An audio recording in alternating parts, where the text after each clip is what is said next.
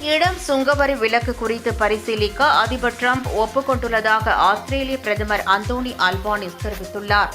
கடந்த ஜூலை மாதம் ஆஸ்திரேலிய பொருட்கள் மீது அமெரிக்கா 12.5% சுங்கவரி விதித்தது.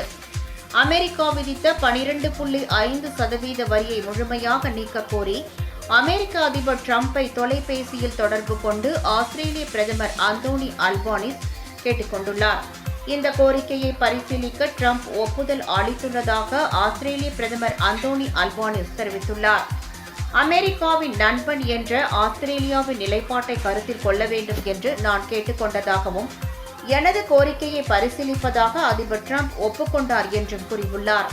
வரி விதிப்பு விஷயத்தில் எங்களுக்கு வேறுபட்ட நிலைப்பாடு உள்ளதாகவும் சுதந்திரமான வர்த்தகம் மற்றும் இரு நாடுகளின் பாதுகாப்பு உறவுகள் பற்றி இருவரும் பேசியதாக தெரிவித்தார்.